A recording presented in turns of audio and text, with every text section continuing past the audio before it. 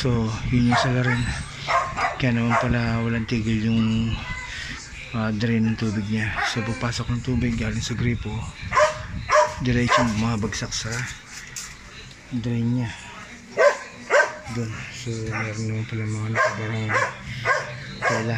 So yan ay resulta ng pagkakamali nila ng bili ng pulsator. So yung pulsator niya, yung dun malaking bilog sa loob, sira na. Ayun. So nabili nila yung mas maliit, kaya nagkaroon ng gap sa pinaka pulsator niya. So yun, dun pumapasok yung mga tela. Yan yung naging resulta. Ito yung naging resulta. Barado siya ng dumi. So galing sa mga tela yun. Wala akong buksan to.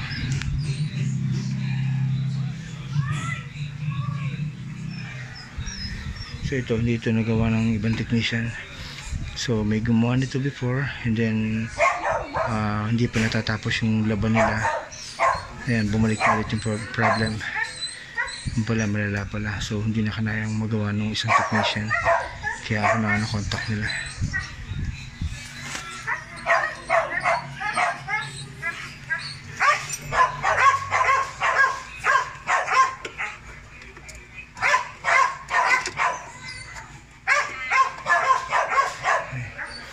Grabe, sa bra to, extension ng bra. Extension ng bra. Ano ba yan?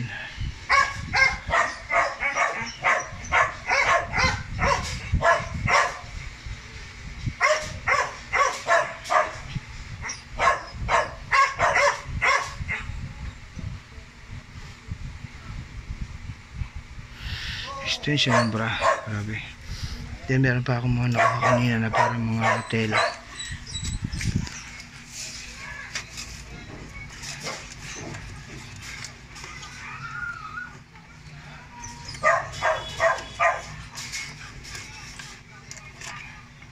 Yun, dito, grabe, zipper, ano yan? Zipper to.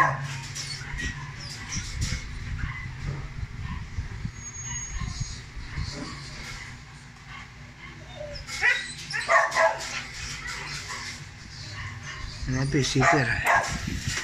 Then kanina may mga naon na akong nakuha. Tela. Sir? Ito sir, oh. Kita mo. Actually, mahirap tanggalin yan. Kaya nga hindi nila tanggal yung technician una. Ito yung mga salarin. Alam mo kung ano yan? Yung ano? Sa bra. Sa bra. Extension ng bra. Tapos ito pa. Ano yan? Yung ano? Zipper. Kaya yung mga bag o ano, hindi pwede. Ilalagay mo sa laundry bag. Apo. Ito yun na, may mga nakuha na akong tela. May mga tela na ako nakuha kanina.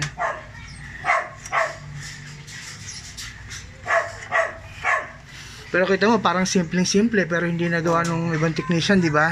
Kasi hindi niya kayang tanggalin to. Mahirap kasing tanggalin yan pag hindi mo kabisado.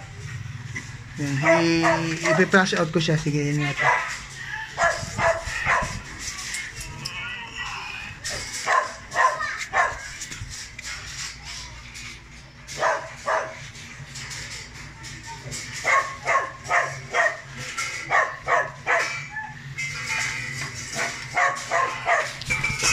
I-flash out ko yan.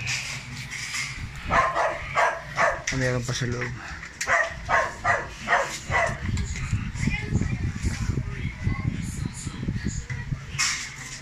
Dito sa Legion 2 subdivision.